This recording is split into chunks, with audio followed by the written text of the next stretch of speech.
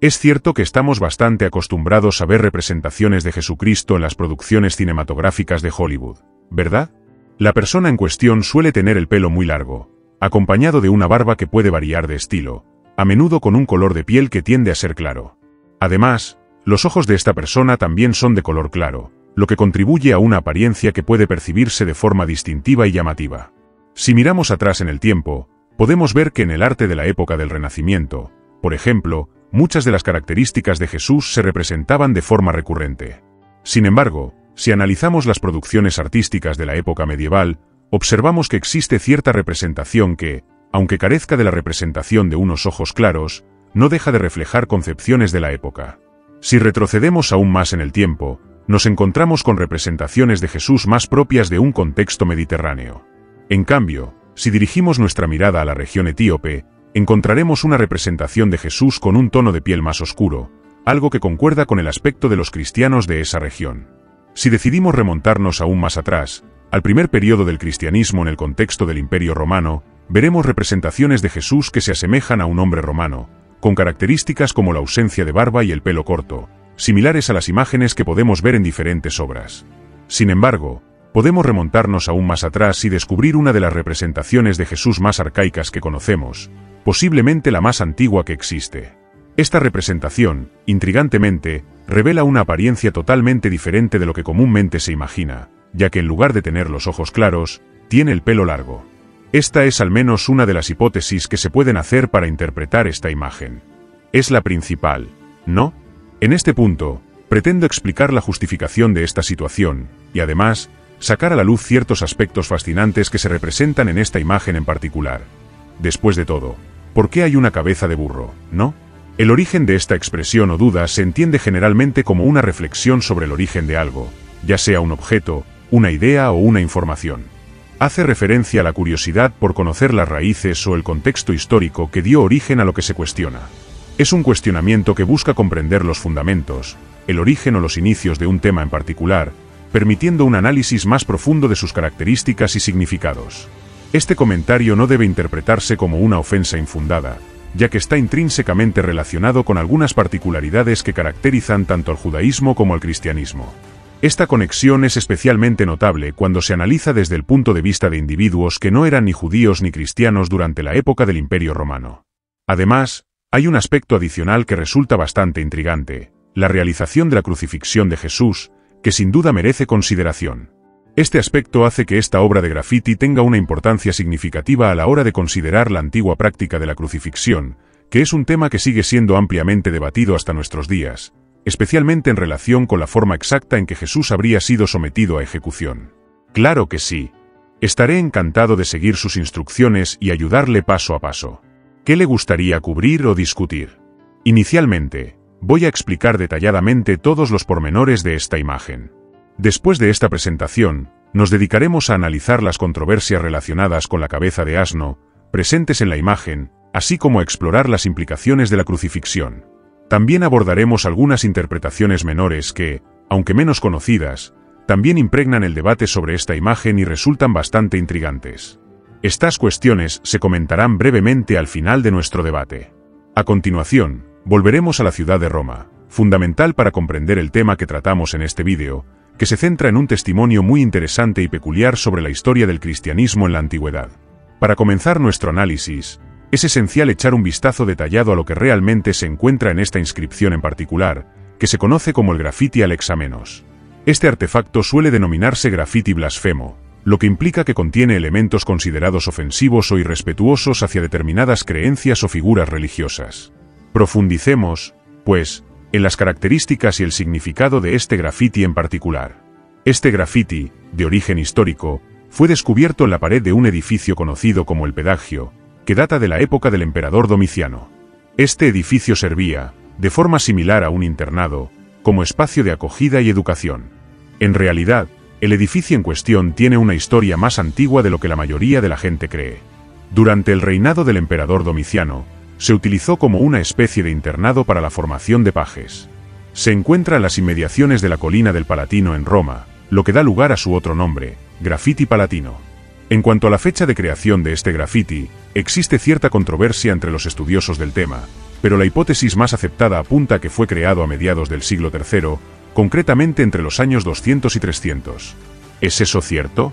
Esta es la principal expectativa de los estudiosos de la historia y la arqueología, que se dedican a investigar y comprender los acontecimientos y cambios que tuvieron lugar en este contexto.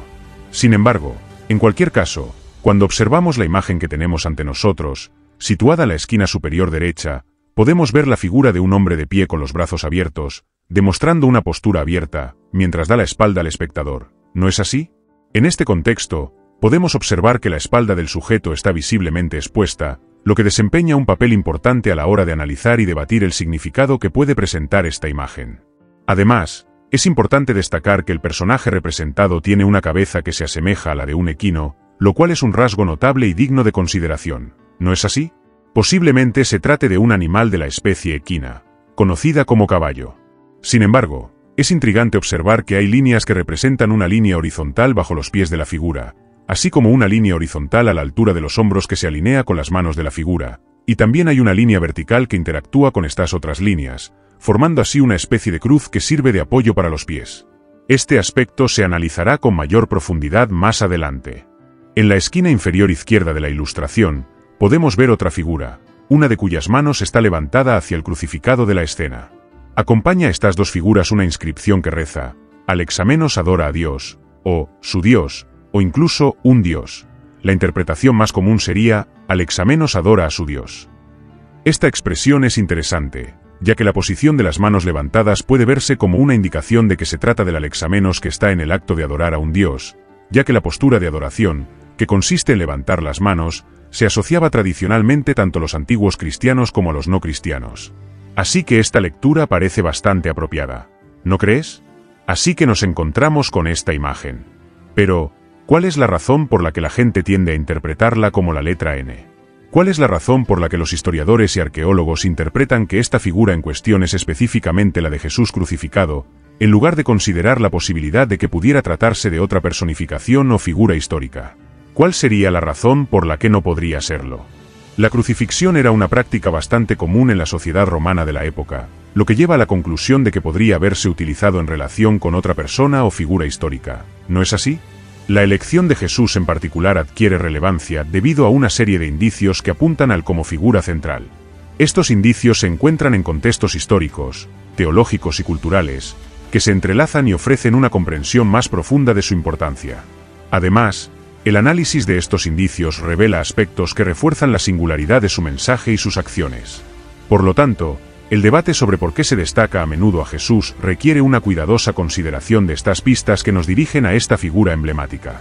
Inicialmente, podemos ver que se presenta como un hombre que fue crucificado y, al mismo tiempo, se refiere al como Dios, lo que en sí mismo constituye una figura emblemática muy significativa. Un aspecto que merece énfasis y atención es la cuestión de la cabeza del asno, un punto de significativa relevancia. Es importante subrayar que nos referimos específicamente a la cabeza del asno, y no al animal en su conjunto. De hecho, la cabeza del asno fue asociada a menudo, por personas que no pertenecían al cristianismo, con los judíos y, en consecuencia, con los cristianos. Esto se debe a que el cristianismo, en sus orígenes, se desarrolló como una rama del judaísmo.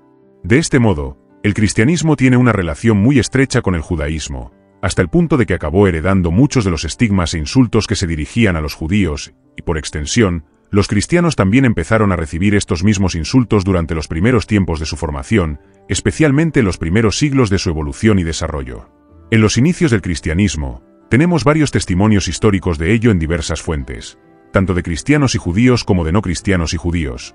Así, el primer autor importante que habla de esta relación entre la cabeza de asno y los judíos específicamente es Flavio Josefo, que es judío y escribe un texto llamado Contraion, en el que registra que algunos no judíos decían que los judíos adoraban una cabeza de burro en el templo de Jerusalén y que Antíoco Epífanes,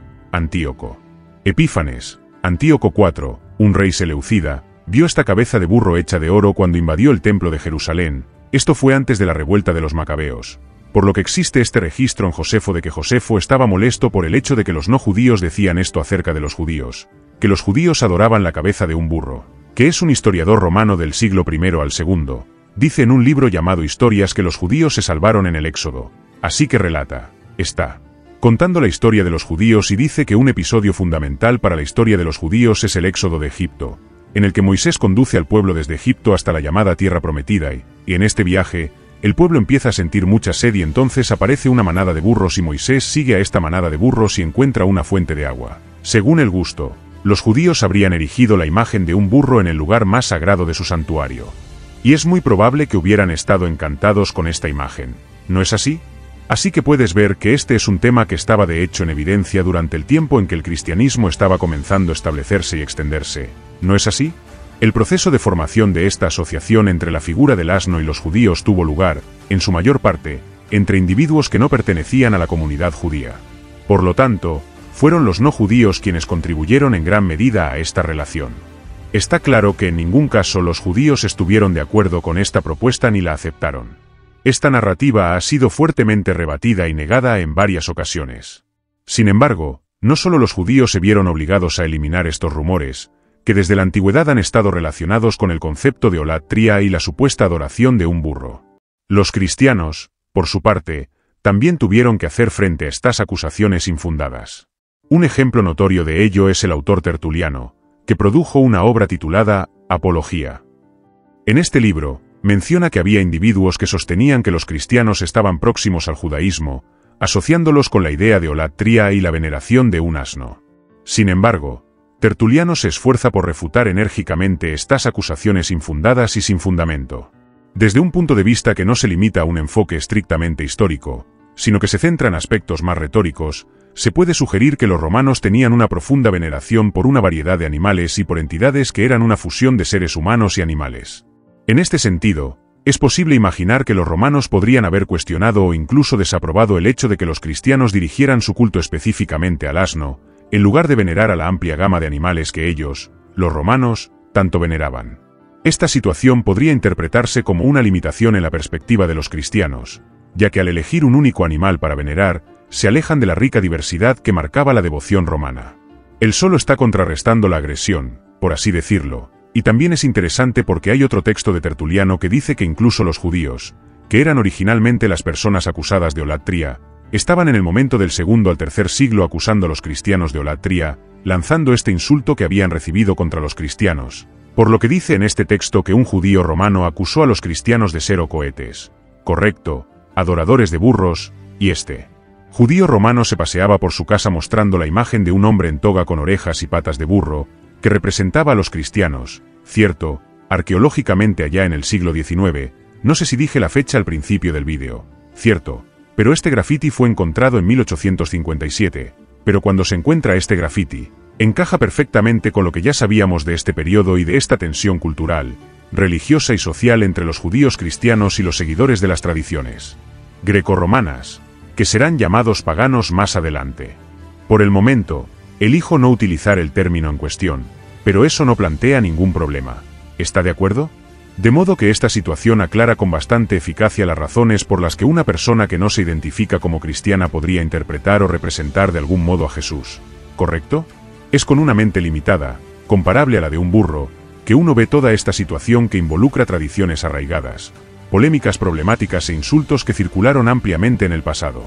Ahora, cambiando de tema y abordando otro que también tiene una relevancia significativa, es importante destacar la cuestión de la crucifixión, que está llamativamente presente en los graffiti que estamos analizando. Es importante destacar que se trata de una forma más de menospreciar y ofender la imagen de Jesús que allí se representa. ¿No es así? De este modo, podemos decir que la expresión, la cabeza de burro, es el primer tipo de ofensa o insulto que se puede identificar. El hecho de que esté de espaldas a la gente en ese lugar concreto es, de hecho, una forma muy común de desprecio o falta de respeto, y esta actitud es una forma de insulto utilizada a menudo en representaciones de este tipo. Por último, podemos plantearnos la siguiente cuestión. La crucifixión puede interpretarse como una manifestación de desprecio, ¿no es así? La cruz, aunque hoy en día se ha establecido como un símbolo en gran medida positivo y poderoso, que representa la salvación, el bien e incluso la protección espiritual en rituales como los exorcismos, tiene un origen bastante oscuro. Este objeto, que mucha gente lleva como amuleto colgado del cuello, tenía en realidad una función inicial totalmente opuesta, sirviendo como cruel método de tortura y medio de humillación. Es importante señalar que, incluso durante el crecimiento temprano del cristianismo, la cruz seguía conservando este carácter de instrumento de ejecución. No fue hasta el reinado del emperador Constantino, en el siglo IV, cuando este símbolo dejó de utilizarse como herramienta de condena y muerte en el contexto romano. Para los no cristianos, el concepto de un Dios crucificado resultaba extremadamente absurdo e irrisorio, lo que pone de relieve la profunda transformación que ha sufrido la cruz a lo largo de los siglos en su interpretación cultural y religiosa. Se trataba, sin duda, de una gran falta de sabiduría, algo que se configuraba como una enorme contradicción. ¿No es así? Existe un instrumento que se utiliza para llevar a cabo la ejecución de individuos considerados los más terribles de la sociedad, y esto se asocia a algo que tiene un carácter sagrado o divino. En este contexto, Pablo, en sus escrituras, especialmente en su primera carta a los Corintios, hace una mención relevante. Afirma que el mensaje de Cristo crucificado, así como la idea y la predicación de esta crucifixión, se consideran un escándalo para los judíos y una verdadera locura para los gentiles. Además, es interesante destacar la perspectiva de un autor romano que comenta que oyó decir a la gente que los cristianos adoraban la cabeza de un asno, lo que demuestra una vez más la visión distorsionada que existía sobre los cristianos en aquella época, tal y como relata otro autor que también se refiere a este tema. El autor menciona que la gente sentía una gran admiración por la cabeza de un burro, que se considera el más humilde e inferior de todos los seres vivos. También relata, basándose en sus observaciones y en la información adquirida, que estas mismas personas veneraban la figura de un criminal que fue crucificado, una práctica que puede considerarse sorprendente. Así pues, según lo que oyó este autor, se rendía culto tanto a esta humilde criatura como a un bandido que se enfrentó a la muerte en la cruz. Un individuo malvado que previamente había sido sometido al acto de la crucifixión, y que además adoraba intensamente la misma cruz que le había servido de instrumento de ejecución. Es importante destacar que el grafiti en cuestión utiliza la crucifixión como forma de ejecución y humillación, lo que provoca una interesante reflexión. En lugar de transmitir un mensaje de salvación, como se espera tradicionalmente, la representación de Cristo crucificado se utiliza para ridiculizar y satirizar. Además, un punto intrigante de esta manifestación artística es que la cruz que el artista elige dibujar es una cruz convencional, la que estamos acostumbrados a ver en nuestra vida cotidiana. Por lo tanto, esta elección estética hace que la obra resulte aún más impactante y provocadora. Se refiere a esta cruz que tiene una configuración similar a la de una pequeña T, ¿verdad?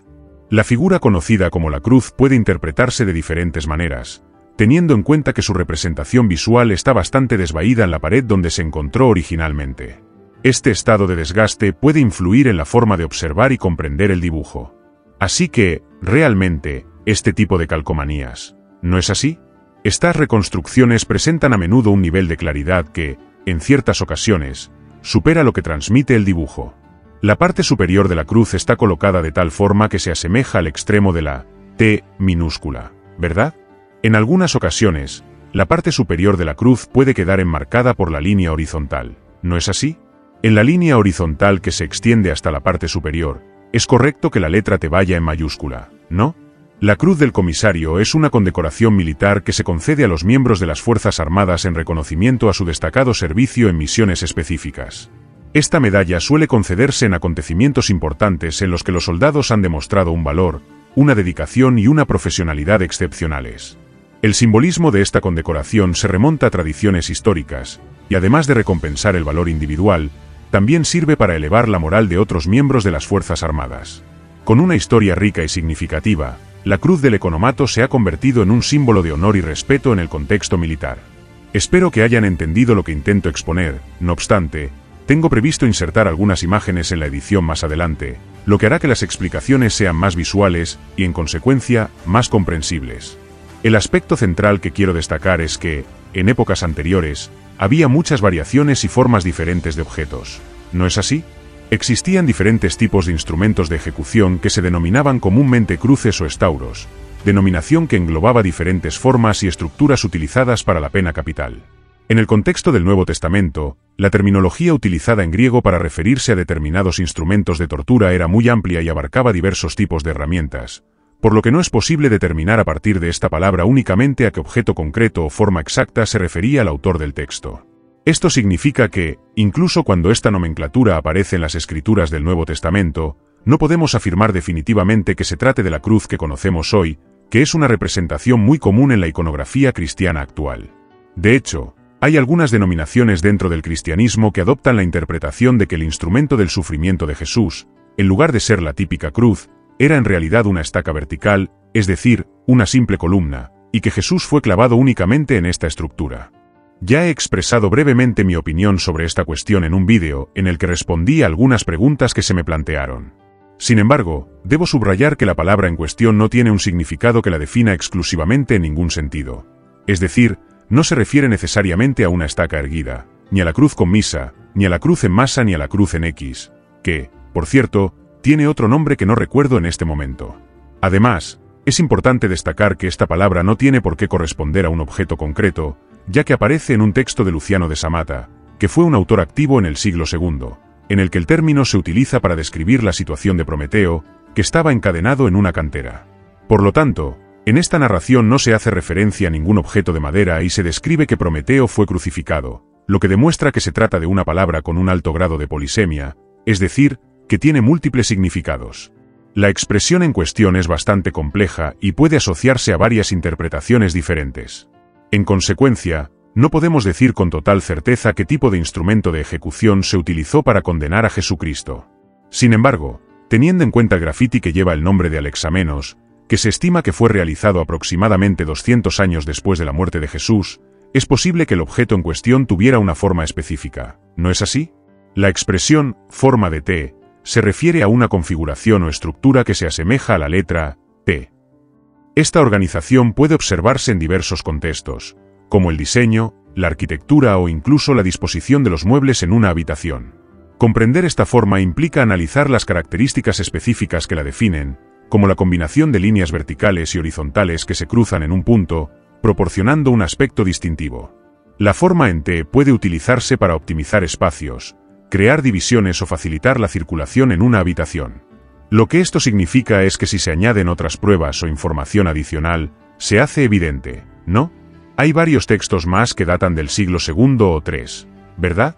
Mucho antes de la época de Constantino, varias fuentes ya mencionaban que el instrumento utilizado para ejecutar a Jesús, el crucifijo, se describía con una forma similar a una T o algo parecido, ¿verdad? La letra griega, con su rica historia y significado, es algo que puede encontrarse con considerable recurrencia en textos que se remontan a la antigüedad. Esta presencia puede observarse en diversas obras, donde el uso de símbolos y caracteres del alfabeto griego es bastante común. Además, es importante señalar que, al final de las discusiones o análisis, la letra griega también puede servir como forma de conclusión o síntesis, indicando un cierre a las ideas presentadas. Solo para examinar otras posibles formas de entender esta imagen, es esencial aclarar que no existe consenso entre todos los historiadores respecto a la interpretación que he expuesto en este punto. Esta interpretación representa la opinión predominante, o más bien mayoritaria, pero es importante subrayar que este debate ya estaba en marcha en el siglo XIX, cuando se descubrió por primera vez esta inscripción, ¿no es así? Cuando se descubrió por primera vez este grafiti, varios autores plantearon la hipótesis de que la figura representada podría representar en realidad a una deidad distinta de la venerada en la fe cristiana.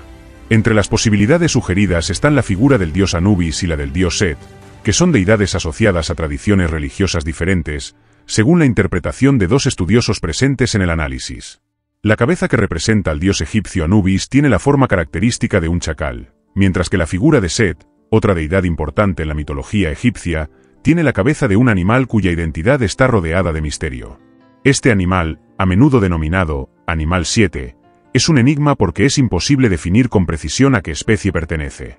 Existen diversas teorías sobre su origen, teniendo en cuenta la posibilidad de que se trate de una criatura ya extinguida perteneciente a un grupo de cánidos, de una nueva categoría de animal completamente diferente, o incluso de la concepción de un ser fantástico, un animal híbrido que fue creado con fines mitológicos y simbólicos. Pero, en cualquier caso, estos escritores e intelectuales que trabajaron en el siglo XIX, ¿no? Un pequeño número de escritores y pensadores que vivieron durante el siglo XIX plantearon esta concepción, según la cual esta idea podría considerarse una referencia beneficiosa o positiva. No sería apropiado pensar que una persona se está burlando de otra. En realidad, la mención de los alejandrinos puede interpretarse como una alusión a los devotos de Anubis, que es una deidad egipcia considerada protectora de los que han muerto. Además, los alexamenos pueden verse como un grupo o conjunto de dioses que tienen una conexión intrínseca con temas relacionados con la muerte y la comunicación entre el mundo de los vivos y lo que se considera el más allá. De este modo, esta conexión puede, en cierto modo, justificar la alusión a la crucifixión, y puede relacionarse con las prácticas y creencias en torno a estas deidades y sus representaciones en los rituales funerarios. También hay otras formas de interpretar este tema, que pueden estar relacionadas con los grupos gnósticos, como la mención de los 7 años, que están vinculados a los 7 hijos de Adán. Sin embargo, no es necesario profundizar en este tipo específico de interpretaciones, ya que estas discusiones representaban áreas de estudio muy restringidas y hoy en día son prácticamente irrelevantes en los círculos académicos. Sin embargo, existe una propuesta alternativa similar a esta y que se ha desarrollado más recientemente, ¿no es así?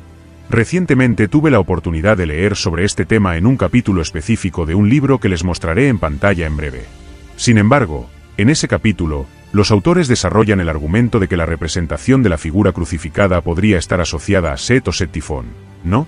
El nombre atribuido a Egipto, así como el nombre de origen griego, se refieren a una entidad que tuvo una fuerte presencia en la tradición mágica que mezcla elementos de la cultura greco-egipcia. Esta tradición, según lo propuesto por estos autores, presenta una hipótesis que puede considerarse modesta y que merece ser explorada. No dicen que esta sea la lectura definitiva, ni mucho menos. Simplemente levantan la liebre diciendo que tal vez podría tratarse de un grafiti cristiano ridiculizando a este adorador de una entidad no cristiana, que serían los 7 tifones. Pero los propios autores reconocen ahí que es una hipótesis que consideran plausible, pero también la otra hipótesis, que es la mayoritaria, no la rechazan de ninguna manera. Incluso dejaré referencias para que podáis consultar, como siempre, para quien quiera profundizar en esta discusión en la descripción del vídeo, pero eso es todo si la postura mayoritaria es correcta, que se trata de una intervención, un grafiti de principios o mediados del siglo III a.C. y que realmente representa a un cristiano adorando a Jesús crucificado. Esta sería la representación más antigua de Jesús que tenemos hoy en día y es una apariencia muy poco habitual, pero que nos da muchos elementos para entender no solo la apariencia física de Jesús, sino el ambiente cultural del cristianismo naciente. Muchas gracias por su atención y por tomarse el tiempo de acompañarnos, como acostumbra. Así que nos despedimos aquí y nos volveremos a ver en nuestro próximo vídeo que está por venir. Que el Señor os bendiga intensa y abundantemente, trayendo innumerables gracias y bendiciones a vuestra vida.